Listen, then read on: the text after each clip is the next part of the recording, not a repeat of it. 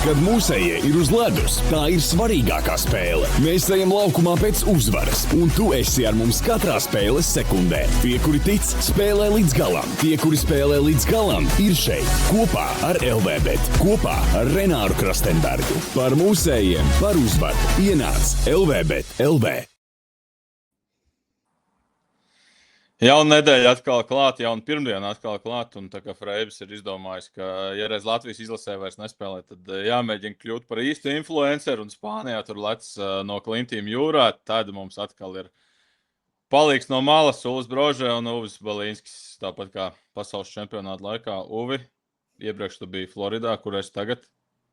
Čau, jā, es esmu atlidojis uz Rīgu, esmu mājās, un jā, prieks, ka var aizvietot Freibu. Kas bija pirmais, ko tu apēdi, kad tu atbrauc mājās? Lido. Uzreiz pat aizstāv no lidostas? Nu, pasūtīju uz mājām, kamēr brauc. Jā, parunāsim šodien par NHL draftu tāda skatu punkta, ka bija draftu testēšana un ir ar ko salīdzināt, jo jums arī ir bijuši kaut kādi testi, kaut kādi atšķirās, kaut kādi ir bijuši. Un tur bija divi latvieši, gan Alberts Šmits, gan arī Rudolfs Bērskalns piedalījās. Parunāsim arī par drafta jautājumiem, ko uzdod spēlētājiem, jo kaut kādi figūri atkal šajā gadā ir bijuši, un būs interesanti dzirdēt, kas tev par to ir sakāms. Parunāsim, protams, arī par Stanley Kausa finālu. Galā tur daudz kas notiek, bet, Klau, pirms mēs ķeramies visām šīm lielajām tēmām klāt, nedēļas nogalē Ķegumā notika pasaules čempionāts motokrosā, un mēs zinām, ka Latvijas izlases uzbrucējs, tavs komandas biedrs Sandis Vilmans ir liels motoru fans, īpaši, ja tie motori brauc uz diviem riteņiem, bet man ir jautājums, Klau, šeit viņš ar brāļiem Reišuļiem. Kā notiek jums tos krāklus, ja tu paprast, tad tev dod bez limita, vai jums katram iedod 10 krāklus, ko jūs drīkst kaut kur likt, vai kā tas notiek šī mainīšanās? Nē, šitie krākli mums, ja mēs gribam, man liekas, ja tu esi populārs spēlētājs, tad tur bišķiņ savādāk, ja tu esi top spēlētājs, tur bišķiņ savādāk tas notiek, bet spēlētājiem pagaidām, kā man un Vilmanim, mēs paši pērkam tos krēklus, un tad mēs varam mainīties. Jo tos oriģinālos spēļu krēklus, tos mainīt nevar. Bet jūs viņus pērkat pa tirgus cenu, vai jums vismaz iedod kaut kādu atlaidīti? Ir mazliet atlaid mums, tā kā nav tik dārgi.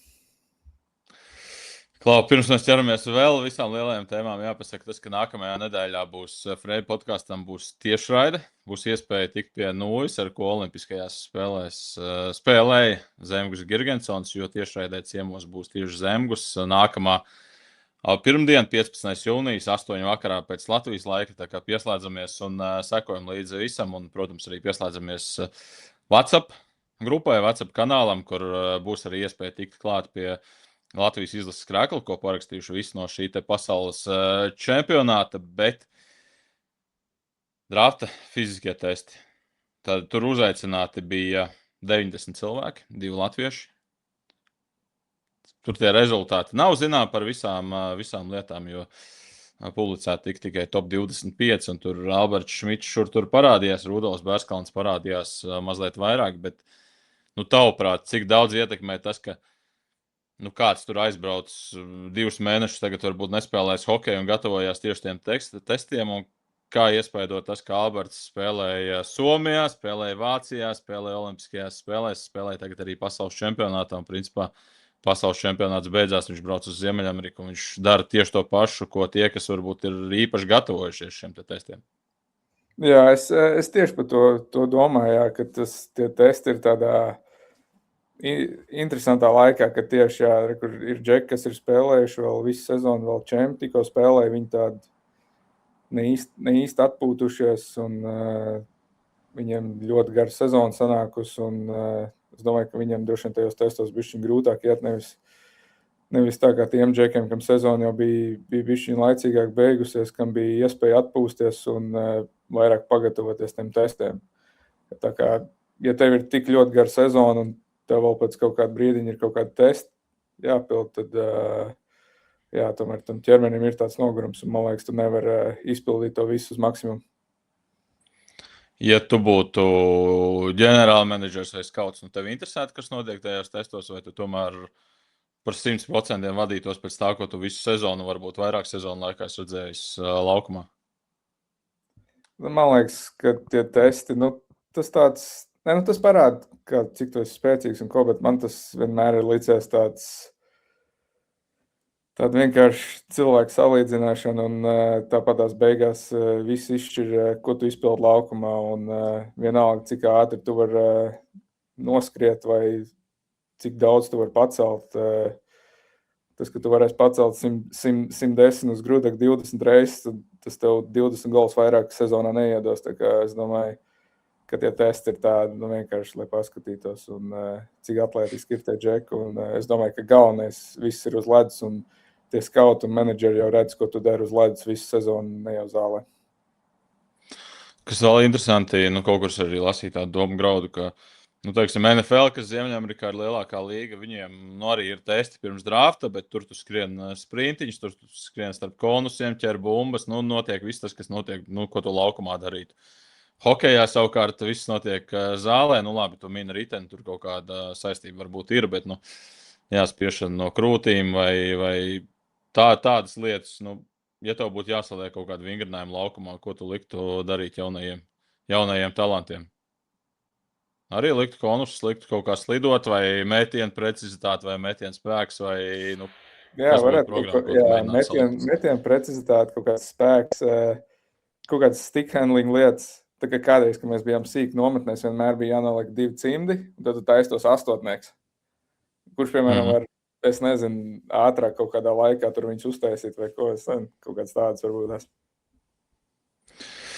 Labi, mums ir ar ko salīdzināt. Tur diezgan daudz tie vingrinājumi, bet kaut kādi vingrinājumi bija arī jums. Pirms NHL sezonas tev ir ar ko salīdzināt. Tad ejam cauri horizontālais lēciens. Tas ir lēciens tālumā no vietas. Tāds jums ir? Tāds mums nav.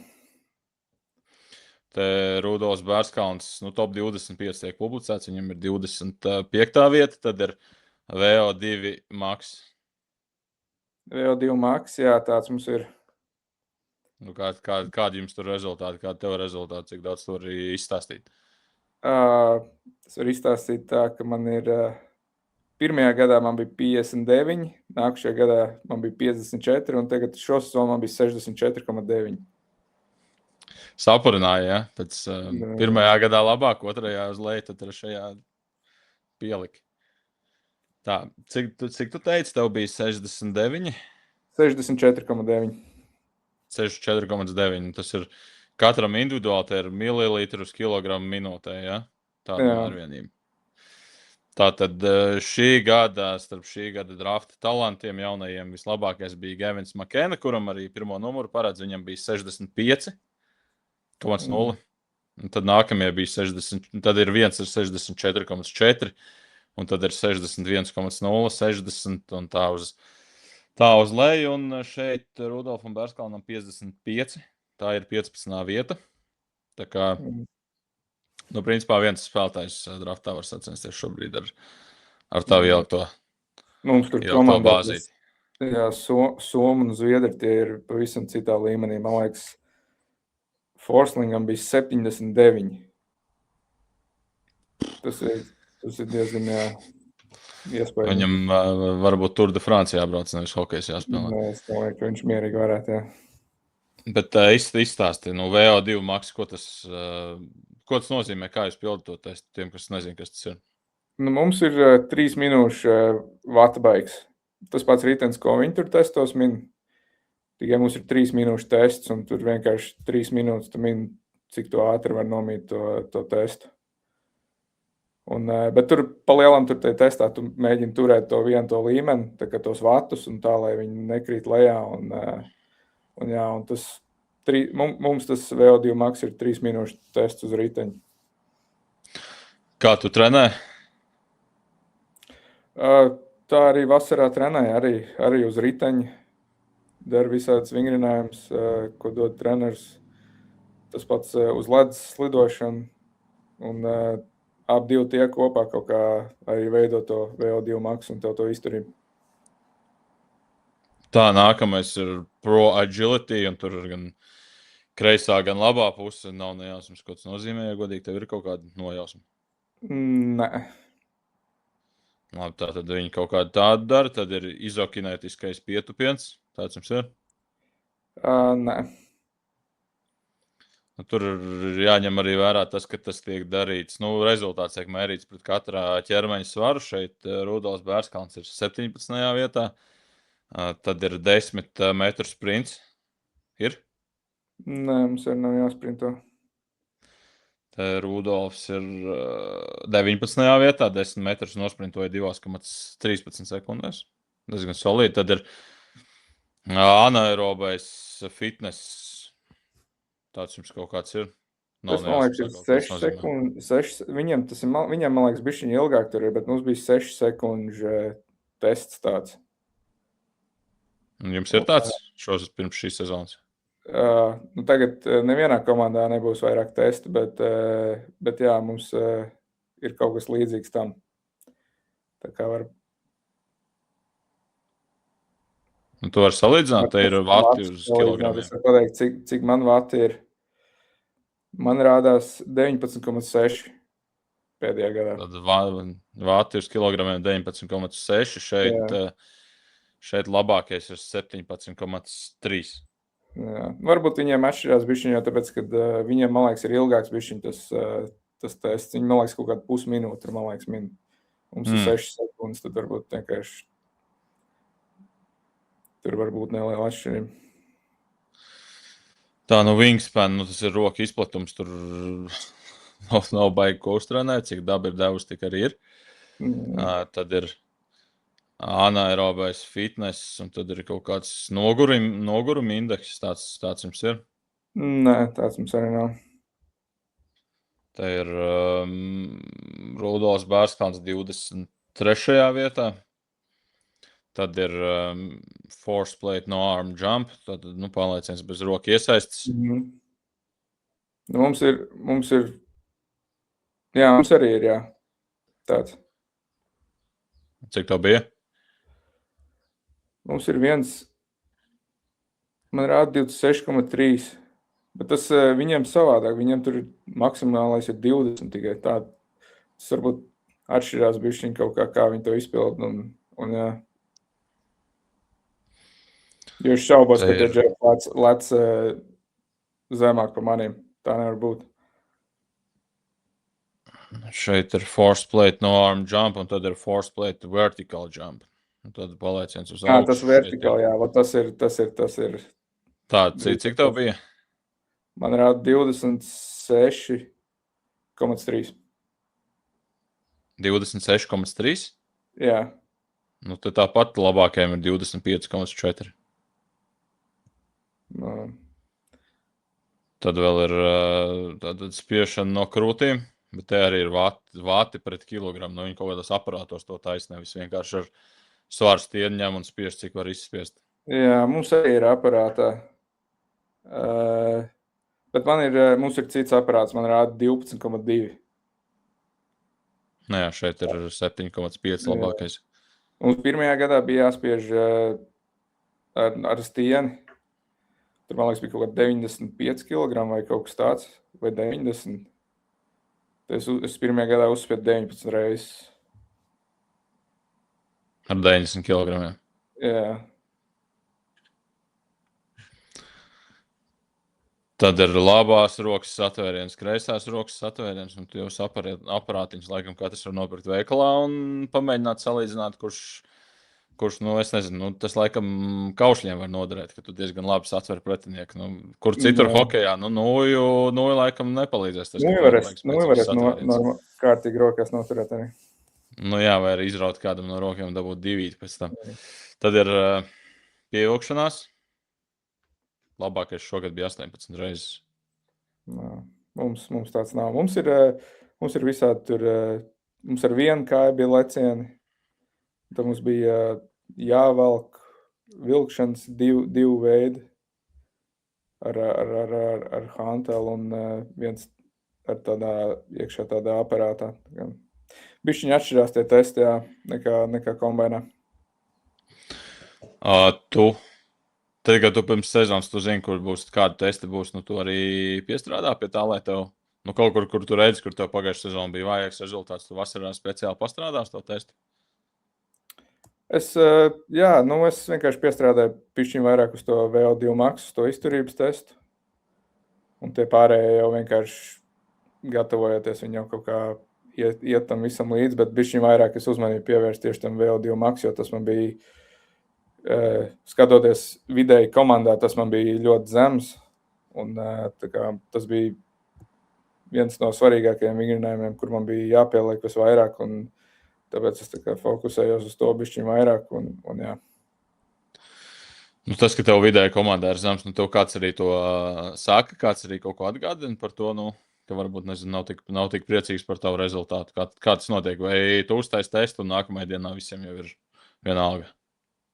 Nē, tev, protams, uzreiz pēc testa nē, bet kaut kādā brīdī tu arī pats pajautā, protams, par tiem testiem, kā bija un kā izskatījās, un tad vienkārši ar fiziskās sagatavotības treneru viņš tev pasaka, ko pie kā varbūt vajag bišķiņ vairāk piestrādāt un par ko vajag padomāt varbūt pēc spēlēm, ko darīt vairāk, un tad vienkārši mēģina to ielikt treniņu programmā iekšā. Alberts Šmits, viņš bija top 25, viņš bija roku izplatumā, jo garāks cilvēks tu esi, jo tev ir garāks roku izplatums, tas vienkārši dabiski. Tad šajā te labās rokas satvērienā, kreisās rokas satvērienā, abos divos viņš bija top 25, Rudolfs Bērskalns bija lēcienā no vietas, VO2 max, anaerobajā fitnesā, izokinētiskajā pietupienā, 10 metru sprintā, roku izplatumā un tāpat arī kreisās rokas satvērienā. Viņam arī bija vairāk laiks sagatavoties tam visam, bet jā, vēl jāpiezīmē tas, ka Ivars Stenbergs, kurš laikam būs visaugstāk draftētais Eiropietis šajā šī gada draftā, Zviedru uzbrucējs bija arī Zviedrijas izlasē, viņš nepiedalījās šajos fiziskajos testos, viņš bija uzaicināts, bet viņš teica, ka viņš ir saslims un līdz ar to nebūtu pārāk gudri to darīt. Un, diez vai beigās kāds tas īpaši interesē, vai viņš tur piedalījās, vai viņš tur nepiedalījās, bet fakts tāds. Un jāpiezīmē drafts NHL 26. 27. jūnijas, bet pēc Latvijas laikā 27. jūnijā 2 naktī uz 27. jūniju, un tad arī nākamajā dienā 18.00 sāksies. Tad naktī būs pirmais rauns, pēc tam visi nākamie raundi būs nākamajā dienā, bet šie fiziskie testi ir tikai daļa no tā visa pasākuma, kas notiek Buffalo. Jo tā ir arī iespēja daudzām komandām aprunāties klātienē ar spēlētājiem, tāpat arī daudziem medijiem. Es arī vienā podkāstā klausījos tieši par Stanley Kausa finālu, bet tur arī viens no žurnālistiem bija aizbraucis uz Buffalo un arī tur runāja ar jaunajiem spēlētājiem. Tad viņš īpaši izcēla, viņš tā salīdzināja, bija lietuvietis Sims Ignatāvičs, kurš ir Šveicē spēlē jau augstākajā līgā, un tad viņš teica, jā, tur salīdzina atbrauc tev lietuvietis no Šveices, kurš 12 gados ir aizbraucis prom no mājām, viņš runā 4 valodās, tu uz viņu skaties, tu domā, vai viņš ir no vienas pasaules kā es, un tad ienāk kāds spēlētājs no Ziemeļamerikas, un tad man pēc tam ir spakas galvas, domāju, kaut viņš ļoti labi spēlētu hokeju, citādi dzīvē viņam varbūt cits iespējas varbūt nebūs tik daudz, bet šie te drafta jautājumi, tur komandas arī izceļās ar tādiem interesantiem jautājumiem, jāpārbauda arī laikam tevi, iztālosimies šo nereālo iespēju. Es esmu ģenerālmenedžers, tu esi spēlētājs. Tur ir vairāk izvilkt jautājumu. Tātad pirmais jautājums. Un tev jāatbild iztēloties, ka es gribu tev draftēt. Tu gribi atstāt man labu iespēju. Labāk 10 gadu karjeru NHL un neviens Stanley Kauss vai 4 gadu karjeru un viens Stanley Kauss?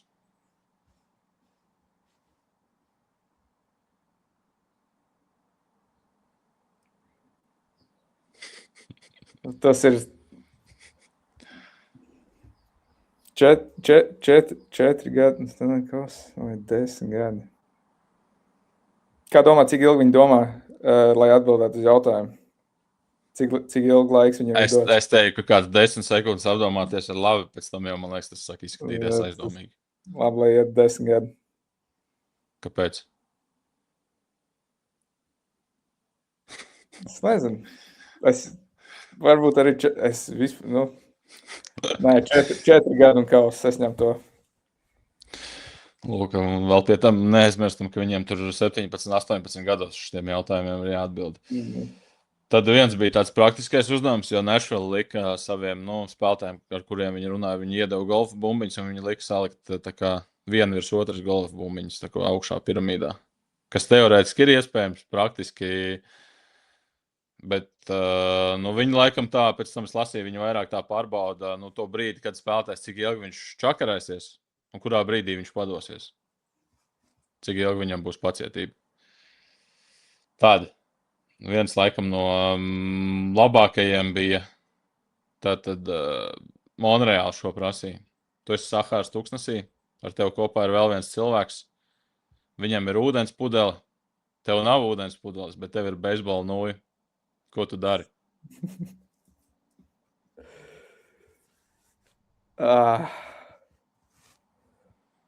Neko, es izcīnu savu ūdens pudeli. Tur vēl bija, ka viens no tiem skautiem teica, bet man mājās ir sieva, bērni, tiešām tu man tā darīsi. Un tad tur viens jaunais spēlētājs atbildējis, ir, ka tev viņi ir drošībā, tev ģimene ir drošībā, bet man priekšā ir viss dzīve, man priekšā ir spēlēšana NHL, tā kā piedod, bet es ņemu ūdeni. Un tad vēl viens, bet šeit tev vajadzēs ritīgi sakoncentrēties. Es tev tiešām uzņemšu laiku, jo tur bija laika limits. Gatavojies. Es atvēru netīšām gan kalkulatoru, nevis... Tad 30 sekundes tev būs dotas. Šo jautājumu uzdevēja New York Islanders. Tev ir 30 sekundēs iztēlojies sarkanais ķieģelis. Parasts ķieģelis. Tev 30 sekundēs jānosauc pēc iespējas vairāk pielietojumu ķieģelim. Mājai, mājas celšanai, kā svars kaut kur uzlikt kaut kādam palagam tā kā virsū, lai viņš neaizlido. 3. Nezinu. Iesist kādam. Iemest. 4. Var mest viņu. 5. Var kaut ko nolīdzināt. 6. Ar ķieģeli. 6. Tad pusminūte pagāja. Tu nosauc 6. Labākais laikam bijis ir 8. Kaut kāds ir nosaucis. Tā kā 6. Ja man būtu angliski jānosauc, tad es droši vien kāds 2-3 nosaukt. Nu labi, to jau viņi arī ņem vērā visu to. Un tad, tur Twitterī viss šitie tik samesti, visādi jautājumi interesanti, ja kaut kāds spēlētājs ir izstāstījis. Un tad Mārtiņš Birons, kurš ir, tagad televīzijā strādā, kādreiz viņš NHL bija vārdsargs. Viņš teica, tagad krietni atšķirās no tā laika, kad es biju, jo man 95. gadā es sēdēju drafta intervijā. Viņš man paprasīja, negrib aiziet iedzert aliņu kopā ar mums. Un tā mēs aizgājām iedzert aliņu kopā. Tagad tieši tik vienkārši. Man viena izmet arī bija Monreāli. Viņiem iedeva akmeni džekiem. Un pateica, ja jūs varat izvēlēt, ir rekur musers, un jums jātrāp muserā. Jūs varat izvēlēties distanci. Ja jūs netrāpat, mēs jūs nenodraftējam.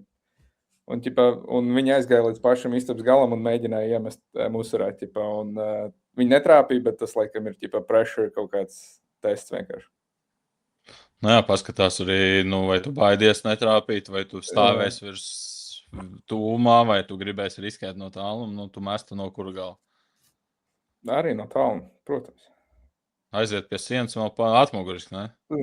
Kas tur tāds sliktākais visā, kas var notikt? Nezinu, kādam varbūt pa galvu trāpīt ar to akmeni, bet tas ātri bija par to jautājumu par tūkstnesi. Bet, drafts nāk, visādi drafta rangi arī nāk, un ir viens tāds... Kā domā, kurš šitos visus jautājumus izdomā? Es domāju, ka viņi sēž pie galda. Kur ir tie cilvēki, kas izdomā šitos interesantos jautājumus vienkārši? Tur ir kaut kādi 15 skauti, viņi attaisa kādas 15 vīnu pudeles, un tad sāk domāt, kā mēs viņus varam izčakarēt, kas ir labākais veids, kā viņus izčakarēt. Reāli, jēga šim visam jau nav nekāda, bet tas jau ir tāpat, viņi jau...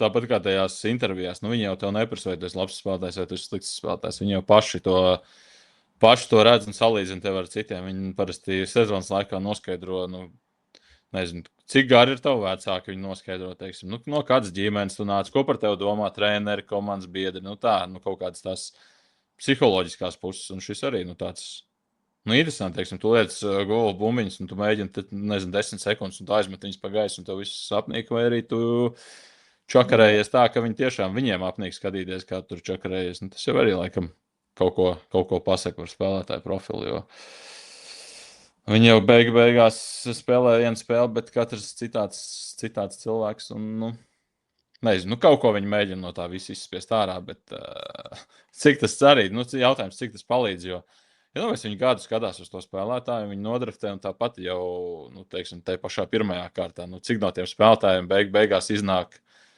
nu, sanāk par stabiliem NHL spēlētājiem, nu, kāda puse labākajā gadījumā, nu, tāpat.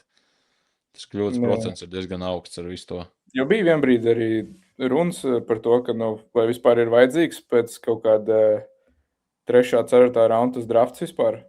Cik bieži tie spēlētāji vispār tā kā tiek līdz tam NHL-am vai vispār paraksta tos entry level līgumus un jā. Nu jā, bet, zināt, ja viņi būs visi brīvie aģenti, tad atkal būs cīņa par to. Nu, labi, tu varēsi cīnīties, lai pasauktu viņus uz to jauno spēlētāju nometnē. Un tur būs tagad brīvajā tirgu. Bet, nu, arī tas drafta fenomens, citi tur lielās ar to, ka, teiksim, mēs nodraftējām to spēlētāju 7. kārtā, viņš tur pēc 3 gadiem ir NHL spēlētājs. Jā, tas storijas uzreiz ir tāds labs. Un... Jā, bet, zināt, ja jūs domājat, ka viņš būs tik labs, nu, diez vai jūs ļaut viņam līdz 7. kārtai nonākt. Jūs jau paši viņu būtu draftējuši daudz ātrāk ar kādu no iepriekšējiem. Tā kā, nu, tāda laimes spēle beigās tā sanāk. Nu, bet vienalga, interesanti ir kaut kas, ko palasīt katru gadu, pabrīnīties, kā kāds kaut ko tiešām var izdomāt tādu. Tur varbūt pat vairāk tās vīna pudeles tiek attaisīts nekā pa vienai uz cilvēku. Es gribētu piedalīties tādā sapulcē, kur domā šitos. Es domāju, tev ir lieliski iespēja, tu jau vari uzprasīt. Jā, būs jāpajautā. Kā jūs nonākat tieši līdz tiem jautājumiem? Jo gan jau tur tas saraksts arī tāds diezgan garš, un vai tiek jautājumi pieskaņot cilvēkam, piemēram, nu, teiksim, viņš atbild uz pirmo tā, mēs viņam uzdodam nākamos citus jautājumus nekā tam otram spēlētājiem. Nu, tas tā. Būs jāpainteresē. Starp citu, viena lieta, vēl kamēr mēs turpinām par draftu, jāpiemina pasaules čempionāts, jo tieši šodien, pirmdienā, ir beidzot arī oficiāli paziņots grupas nākamā gada pasaules čempionātam. Latvija dosies uz Mannheimu. Tur arēnā ir 15,000 vietu hokejā. Nē, nav 15,000. 15,000 koncertos. Hokejā ir 13,600. Bet, jā, Vācija sev iemainīja šajā te grupā.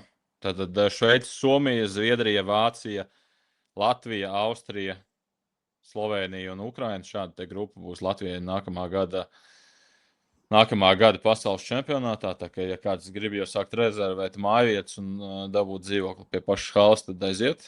Ir īstais laiks ķerties tam klāt. Bet vēl viena lieta.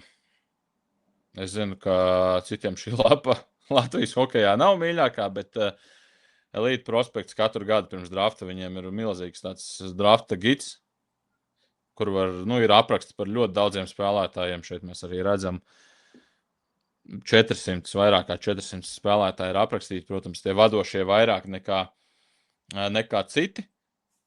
Un starp vadošajiem šogad arī Latvijas Alberts Šmits. Un viņiem konkrēti tur ir atvēlēta 11. vieta.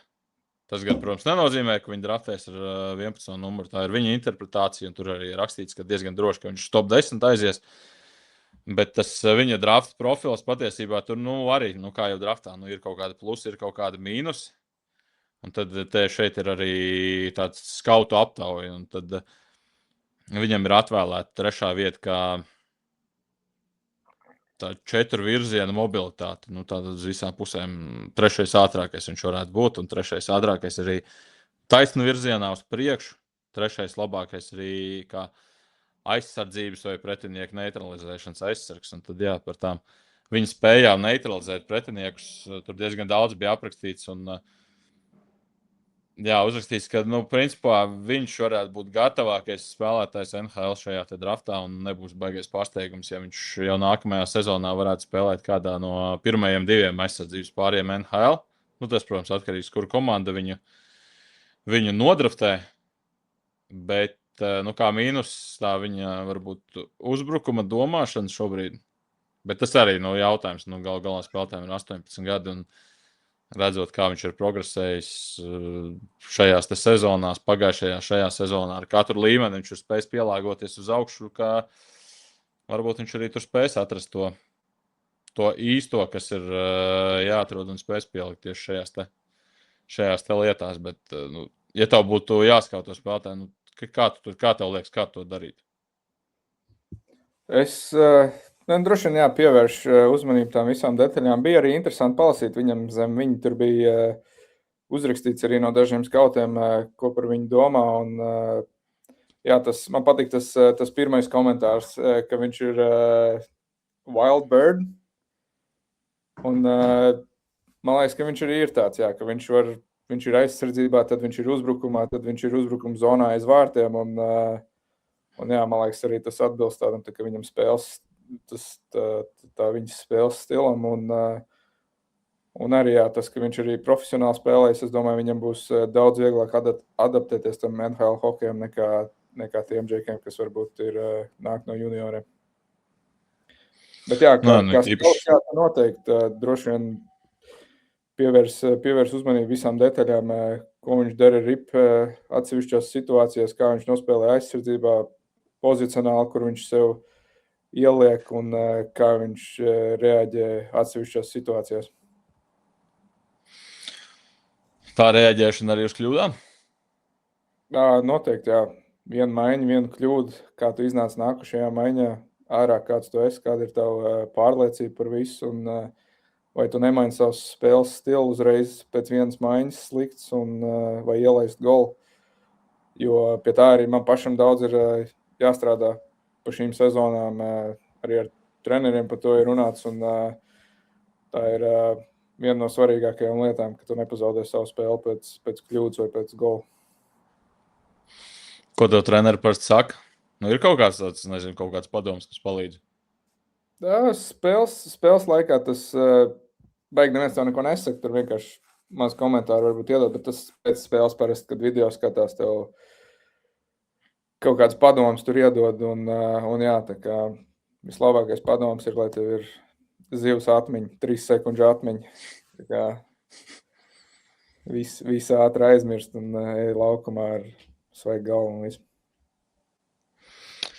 Tad vēl Rudolfs Bērskāns, viņam 38. vieta atvēlēta šajā drafta gidā lielajā, un kas man likās interesantākais tajā visā, ka viņam redz tādu, pietiekami,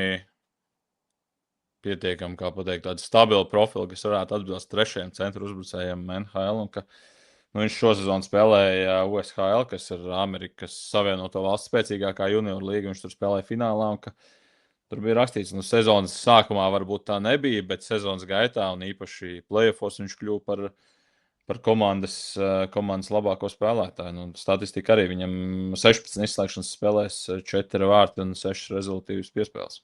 Tas badge viņam labs ir zem viņa bildes, tas Got That Dog in Him. Tas NHL tas ļoti noder, ja viņam tas tiešām ir, un viņš, ja skaut to redz, tad viņam tas ir, un tas NHL tas tiešām priekš 3. 4. maiņas spēlētāji, tā ir viena no svarīgākajām lietām, ka viņš nebaidās un viņš ir gatavs darīt visu, un tā ir tāda svarīga lieta, kas kaut viņā to redz, un tas viņam noteikti palīdzēs. Viņam nākamajā sezonā Bostonas koledža, kas ir viena no labākajām tieši hokeja skolām visā NCAA. Tā kā nākamajā sezonā būs iespējas spērt arī vēl placus soļus uz priekšu. Tad Olivers Mūrnieks, viņam 69. vieta šajā drafta gidā. Prognozē varbūt tā to arī varam nosaukt. Tas nozīmē otrās kārtas beigas, 3. kārtas sākums. Viņš bija arī pasaules čempionātā. Tu pamanīji kaut ko skatoties uz viņu pasaules čempionātā? Kas tev bija? Kas bija tas, kas tev iekrita acīs? Es vairāk varbūt viņu pamanīju tajās pārbaudas spēlēs, kas tieši bija pirms čempionāta. Bet čempioni jau saprotams, priekš viņu vecumu varbūt bišķiņ tur visu tā lielā skatu un viss tas profesionālais hokejs. Man liekas, tās pirmās 2 spēles viņš par to visu tik ļoti neaizdomājās par to profesionālu hokeju. Viņš vienkārši gāja un spēlēja, mēģināja sev pierādīt, un tad vienkārši tam spēlēm ejot, parādās bišķiņ vairāk kļūdas un nāk kāds meistarīgāks spēlētājs pretī, un tu saproti, cik ļoti var maksāt tavs kļūdas un ko, bet jā, tā kā, jā, viņam droši vien arī, viņam jānobriest bišķiņ ir no tā junior hokeja, un jā, es domāju, ka vienkārši pieredzīt nāks, un es domāju, meistarīgāks viņš paliks un būs labāks lēmums pieņems un zinās, ko darīt atsevišķās situācijās, kā labāk un kur labāk, un es domāju, ka jā, būs viss kārtībā. Beigās tas svarīgākais, man liekas, nākamās sezonas kontekstā viņam ir vienkārši būt veselam visu sezonu, jo šī sezona viņam bija, tur pirms U20 izlases bija satraukums par viņu veselību, par smadzeņu satricinājumiem, pirms U18 izlases bija satraukums par veselību, un tā kā svarīgi būtu aizdīt tādu tiešām pilnvērtīgu sezonu bez traumām, bez veselības problēmām, un tad jau atkal, vieglāk ir progresēt tā, kad tu spēlē, nevis tad, kad tu skaties, kā cits spēlē vai guli mājās, tā kā tas ir tas svarīgākais. Traumas tev var ļoti izsist no līdzsvaru, un tas pats arī tu esi tajā fiziskajā formā, kad tu spēlē, un ja tev ir trauma, tev uzreiz viss tas pazūd un mainās, tev atkal ir jāieliec visā līdzi, un jā, veselība ir ļoti svarīga, lai progresētu un noturētos. Vēl Pateiks Plūmiņš pieminēts, principā 4 latvieši, kur šogad tā realistiski varētu tikt izvēlēti draftā. 4 tas ir daudz, 3 izskatās diezgan stabili. Protams, arī kā izskatās. Pagājušajā gadā arī izskatījās, ka būs vairāk nekā bija patiesībā, bet šeit tas profils, Šmits, par to mēs vispār nešaubāmies, un Bērskalns, Mūrnieks tādi darba rūķi, centra uzbrucēji, pietiekama augumā arī raženi. Tas profils laikam atbilst tam, ko NHL komandas grib redzēt savos spēlētājos, un līdz ar to tas, ja mēs tā ejam garām NHL, jo sezonas laikā mēs maz runājām par NHL, tad man gribās pieminēt arī līguma situāciju Latvijas spēlētājiem, kur šajā sezonā bija NHL. Proti Ūvis Balīnskis šobrīd starp latviešiem vienīgais ar līgumu uz nākamajām 2 sezonām. Tad ir Elvis Mezļikins, Zemgus Girgens un Sants Vilmans, viņiem ir līgums vēl uz nākamo sezonu. Teodors Bļugers šobrīd būs brīvais aģents 1. jūlijā, Rodrigo Ābols tāpat. Pēc šīs sezonas beidzās līgums, un Artūram Šilovam arī tikai atšķirība tā, ka 2 no viņiem, Bļugers un Ābols, ir neierobežot brīvie aģenti. Tas nozīmē, ar visām komandām var runāt, savukārt Artūrs Šilovs ierobežot brīvais aģents, un tur atšķirās datumi, jo brīvo aģentu tirgus atverās 1. jūlijā, bet šis te kvalifikācijas piedāvājums, kas jāizsaka ierobežot brīvajiem aģentiem, ir līdz 29. jūnijam, tā kā droši vien tur nāks 1. jūnija beigās būs kaut kādas ziņas, ka Pitsburga ir izteikusi, jo grūti laikam iedomāties, ka viņi varētu neizteikt Artūram Šilovam kvalifikācijas piedāvājumu, vienkārši pateikt, brauc, ej uz citu komandu, mums tev vairs nevajag. Tas laikam nav īsti reāls scenārijs. Jā, es domāju, viņi droši vien uzreiz pēc drafta kaut kāds, gan jau viņam kaut kāds piedāvājums droši vien ir izteikts, viņam aģents jau droši vien runā ar Pitsburgu jau tagad droši vien kaut kādas sarunas notiek, bet es domāju, ka vienkārši kaut kur parādīsies mēdījos, ka ir izteikts droši vien tuvāk tam pēc drafta un tuvāk tam beigu datumam noteikti. Ja mēs šeit runājam par individuāliem NHL spēlētājiem, tad Rāls pēc pasaules čempionāta epizodē viņš uzdeva tādu jautājumu, kā trenējās Aleksandrs Barkovs. Kā trenējās Aleksandrs Barkovs? Tu vari izstāstīt. Tu esi redzējis klātienē, tu zini, kā tas notiek, kā viņš trenējās. Jā, viņam šī sezona bija bišķiņ savādāk dēļ tās traumas, bet arī iepriekšējās sezonās es biju pamanījis to, ka Barkovs sezonas laikā vispār necelās svarus.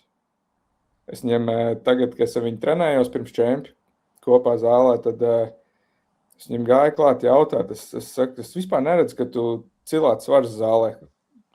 Es vispār neredzu, ka tu baigi trenētos zālē. Ķipā, tu brauc mājās un mājās trenējies pēc tam vai ko ķipā. Un jā, bet tev viņš teica, ka viņš vasarā ieliek to darbu iekšā, viņš vasarā pacēlā tos svars, un tad sezonas laikā viņam pietiek tīri ar tiem workoutiem, kas mums ir pirms treniņiem vai pēc spēlēm, un viņi nekad neredzēs, liekam, rips uz stieņu un taisot pietupiens vai taisot raušanas, kā to dara Eiropieši. Bet viņš ir Eiropietis, bet Eiropieši to zālēs parasti Amerikā dara, turpina to darīt arī sezonas laikā. Un jā, bet viņam tā gatavošanās arī pirms ledus, mums ir viens daktars, kuram ir visādi tādi interesanti vingrinājumi, visādi kustību vingrinājumi, ko viņš ļoti daudz izmanto, un vēl mums ir, viņš izmanto, mums ir tādā Smith mašīnā iekšā uz tādām ķēdēm, tādi aparāti. Viņš parasti tajos tais pietupiens. Viņi uz pretestību ir. Un tas ir pa lielam vienīgais, ko viņš dara. Viņš to izdara iesildoties pirms treniņa vai pirms spēles, un jā, tas ir vienīgais. Tu viņu nekad neredzēsi taisam bench vai taisot pietupiens ar stieni. Bet viņš šajā ziņā viņš ir izņēmums?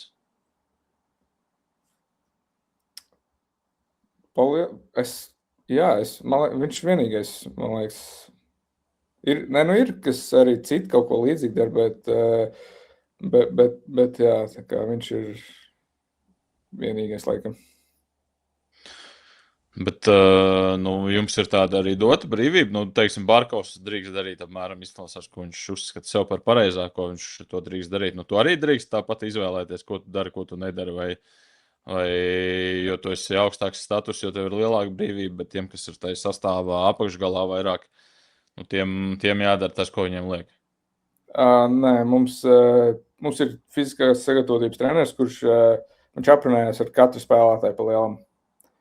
Tad ir uzlikts tādi iesildošām vingrinājumi, kuriem visi iziet cauri, un tad viņš ar teviem aprunājās, ko tu vēlēsi izdarīt pirms vai pēc treniņa, jo ir katrs spēlētājs ir atsevišķi, un katram patīk kaut kādas lietas izdarīt pirms spēles vai pēc treniņa.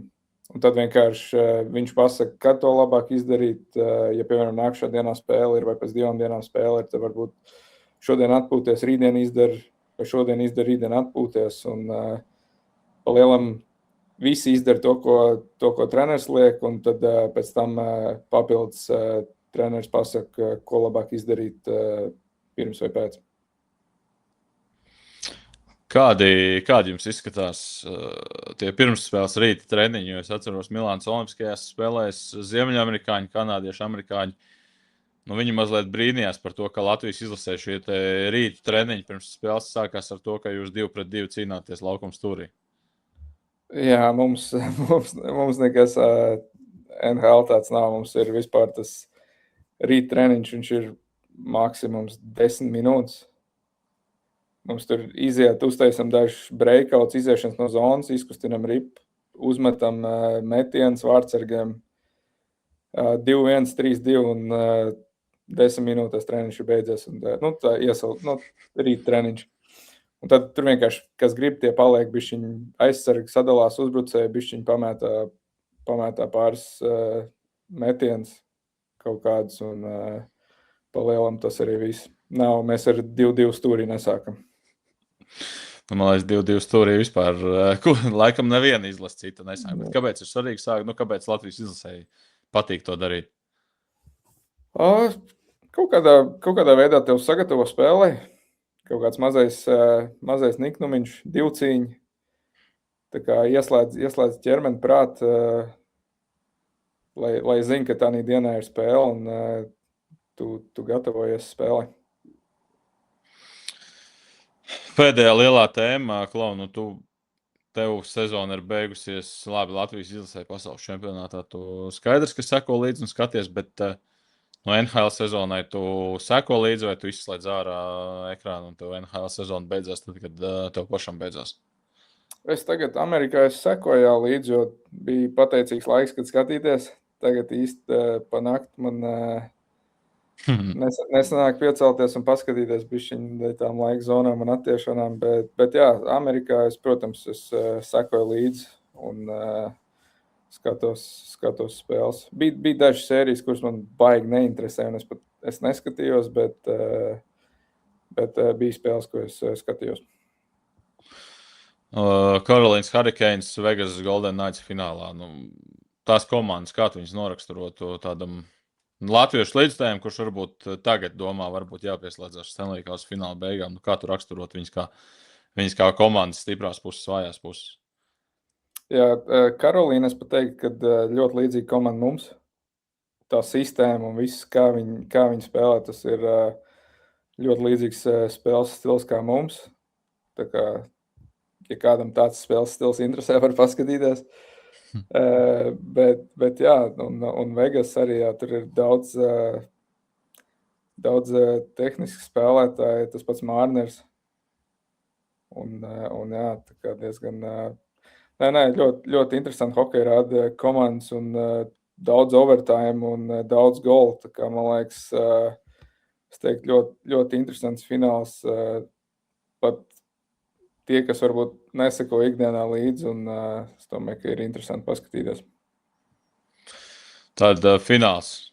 Pirmajā spēlē Vegas uzvar ar 5-4, atspēlējoties no 0-2 jau pašā sākumā. Otrajā spēlē bija 4-3 Karolīna uzvar pagarinājumā, un tad trešajā spēlē Vegas uzvar otrajā pagarinājumā ar 5-4, bet šī sērija tāda unikāla, jo tur var skaitīt, Ziemeļamerikāņiem patīk tie visādi rekordi sasniegumi, kaut kas nav bijis ļoti sen, un tad tādi pāris lietas.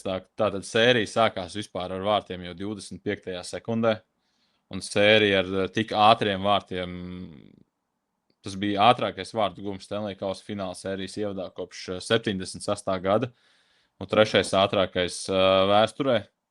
Tad Karolīnai bija 2-0 vadība, pēc tam Vegas izcīna uzvaru, un līdz šim Stanley Kausa fināla pirmajā spēlē viesu komandi atradās iedzinējos ar vismaz 2 vārtu starpību. Līdz šim bilance bija 0 uzvaras un 55 zaudējumi, tagad ir 1 uzvara un 55 zaudējumi. Tad otrajā spēlē Hurricanes kļuva par pirmo komandu kopš 1944. gada, kur pēdējās 10 minūtēs atspēlēja 2 vārtu starpību un tad izcīnīja uzvaru Stanley Kausa fināla sērijas spēlē. Tad vēl Vegasas uzbrucējs Haudens, viņam 13 vārtu šajā play-offā. Regulārajā sezonā viņš iemet 12. Jā, es arī to tas, man liekas, Vegasā ir tik liels pluss, ka pēkšņi trešās maiņas uzbrucējs sāk likt tik daudz gols iekšā, un jā, tas ir, viņš iemet jau vairāk nekā sezonā ir iemets. Tas ir, ja tev kāds spēlētājs tā pēkšņi sāk mest iekšā, tas ir ļoti labi. Jā, viņš ir pirmais NHL vēsturē, kurš ir iemetis tik daudz regulārajā sezonā un pārsniedzis to play-offā. Tas kaut kāds neiedomājams sasniegums, bet tas viss nobāla, viss tas, kas bija pirmajās 2 spēlēs, pilnībā nobāla uz tā fona, kas bija trešajā spēlē, jo trešās spēles sākums bija, pirmais periods bija garlaicīgākais, kāds ir bijis šajā sērijā, pavisam noteikti tur varēja smilts izbērt laukumā, viņi varēja slidot pa smiltīm un īsti nekas nemainītos, jo tur vispār nekas nenotika. Pirmajā periodā Vegasas neviens uzbrucējs neuzmet pa vārtiem. Viņai visai komandai kopā bija 2 gūti vārti, 2 metieni pa visu komandu, abi 2 no aizsargiem. Tātad otrajā periodā Vegas iemet 6 vārtus, ieskaita 4 no tiem, bet Rīpa vārtos nonāca 6 reizes. Mičam Mārneram ir hat-tricks, ātrākais hat-tricks NHL fināla vēsturē. Bišķiņ vairāk kā 6 minūtēs, viņš iemet 3 vārtus, tur arī viens bija no pretinieka aizsarga, kurš tā diezgan skaisti pielaboja Rīpa vārtos. Viņam pēc tam trešajā periodā 4-0 atrodoties vadībā bija soda metiens. Viņš soda metienu neizmanto, līdz ar to viņš nekļūst par pirmo spēlētāju, kurš finālā ir iemetis 4 vārtus kopš 1919. gada. Un bija 4-0. Un pēc tam Karolīna panāk 4-4, un viņi iemet 3 vārtus 39 sekundēs, kas ir 3 ātrākie vārti NHL fināla vēsturē, un iepriekšējais rekords bija no 1954. gada. Tā kā, šī sērija laikam ieies vēsturē, es nezinu, vai kā vēsturē labākā. Tu jau nosauc cik daudz iemesls, vai kāpēc ir jāskatās tas fināls un cik interesants ir tas hokejs.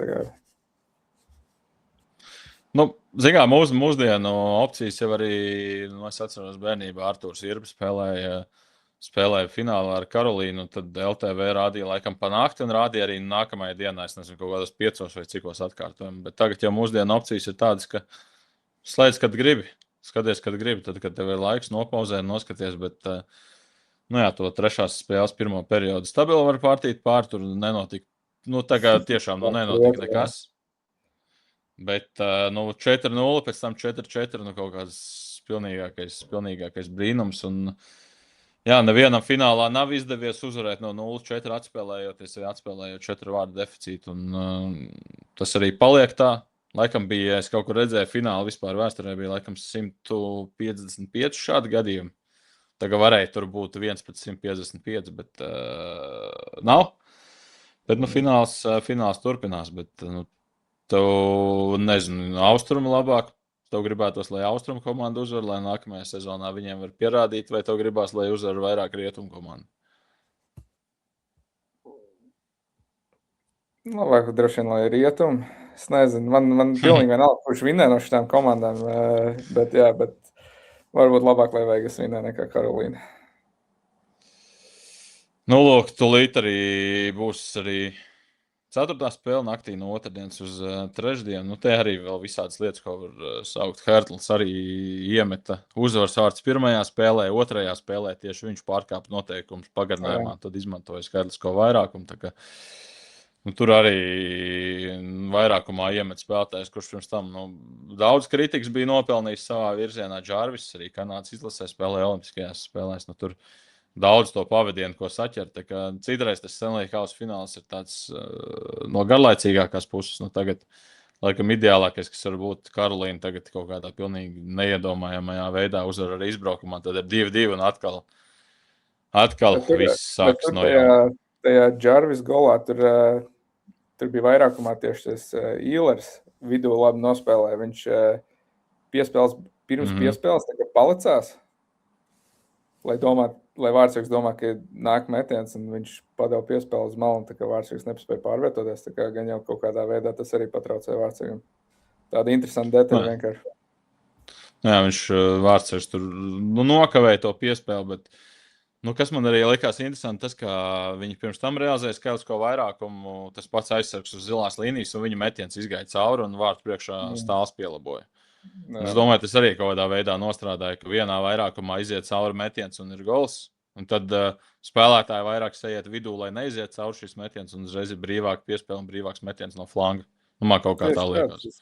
Tieši tā arī tas vairākums arī strādā. Tu uzmet vienreiz, divreiz pa vārtiem, un uzreiz tie spēlētāji, tad, kad tev vairāk sāks pieskatīt, atverās kaut kāda piespēle uz malu vairāk, viņam ir pussekundu, bišķiņ vairāk pieņemt citu lēmumu. Tā kā, tādas mazas detaļas, kas palīdz tā kā varbūt uzreiz un vairākumā izpildīt to, ko tu vēlēs. Un uzreiz tiem spēlētājiem, kas aizsargājās, ir jādomā, ko darīt, jo gan viņš var uzmest, gan viņš var atdot, un uzreiz sarežģīja viņiem dzīvi. Vēl tie stāsti, kas tur ir, 4-0, tu esi iedzinājies 0-4, skaidrs komanda nomaina Vārtsargu, nāk vārtos svaigs Vārtsargs, viņš atcita visu, un tad viņš otrajā pagarinājumā vienkārši iemet uzvaras vārds pats sev, jo tur atlec ripa no borta pret Vārtsargu. Otrajā pagarinājumā droši vien nav pārāk priecīgs neviens, pēc tam iet uz ģērbtuvē. Bet arī viss cieņa Vegas spēlētājiem, kuram iemet pa seju, un viņš nākušo spēlē jau spēlēja. Viņš vispār vienkārši neizskatījās, ka viņš mēģina izvairīties no tā metiena. Viņš, es nezinu, viņš nesaprata, bet atkārtojumā, palielinājumā skatoties, viņš tur kā sals. Tur viņam aiz muguras bija Karolīnas uzbrucējs, kurš laikam aiz viņa mēģināja noslēpties, un viņš tur stāvēja. Zinām, labi, ka tas nebija... Kurš spēlē bez stikliņa joprojām aizsargs? Bogosjans? Jā. Man liekas, vienīgais aizsargs, jo ir O'Reillys, ir Rīvs.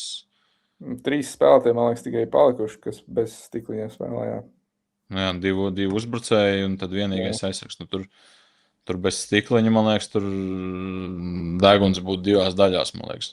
Jā. Nu tā, lai metiens bija 86, laikam, jūdzes. Jā, 87. Nu, tas ir kaut kādi 145 km/h. Es negribētu, katrā gadījumā es negribētu būt viņu vietā. Bet, starp citu, jautājums par šo tēmu, jo viņš atgriezās. Un NHL parasti spēlētāji spēlē ar sejas traumām. Viņi spēlē tajā, saucamajā burbulī, stikla maskā. Viņš spēlē ar SG. Tev ir kaut kāda atbilde, kāpēc tā? Es domāju, tā vienkārši preference viņam tāda. Viņam droši vien ērtāk vienkārši tajā restē spēlēt ir nekā burbulī. Jo tu pamēģini, kurš tev labāk, jo tur ir tas stikliņš, viņš svīst ciet un varbūt tu viņam, un ja tev ir tas apakšā tas režģīts un tā stīkliņa, tu viņam netiec klāt, tam stīkliņam normāli notīrīt nevar, jo bieži vien spēles laikā tu vienkārši ātri viņu notīri, viss ok, bet ja tev traucē viņam tik klāt un ko, tad tu viņu nevar normāli notīrīt, tad varbūt rest šitādā situācijā ir daudz vieglāk. Jā. Skarba tā spēle, bet neko padarīt. Starp citu, kā tev liekas, kurš ir finālsērijas labākais aizsargs. No tiem neskatoties tieši sniegumu finālsērijā, bet vispār no tiem aizsargiem, kas ir laukumā, kurš tev varbūt tāds liekas labākais. Man liekas, ka playoffos Karolīnai tas Millers ļoti labi spēlē playoffos. Jā, viņš, man liekas, parādījis. Visu playoff garumā viņš, man liekas, ir diezgan tādu labu sniegumu parādījis. Un jā. Spēlētājs, no kā varbūt es to nebūtu gaidījis. Labi, liekam punktu. Esam parunājuši par draftu. Gaidām Freibija atgriešanos no Spānijas, gan ieradīsies tāds Bruns. Izkāpis tikko no Solārija. Varbūt būs ielicis vēl no kādas klientes. Savāds klāt savus jaunos sekotājus. Starp citu, pasaules kausu skatīsies? Jā, es pasūtīju savu Spānijas kreklu, tā kā... Kāpēc Spānija? Man ļoti patīk, kā Džamals spēlē, tas jaunais špīlerīts. Bija rakstīts, ka viņam kaut kā trauma, bet kā būšot uz pasaules kausu atpakaļ, tā kā cerams, jā, varēšu skatīties, kā viņš spēlē. Tad tagad tako, ko viņa ēd. Tako ir man Meksikā ēd, laikam, nav jausums. Nu tad, ko Spāņi ēd? Paeli taisīs. Uz katras spēles. Vai Spāņu vīnu kaut kādu.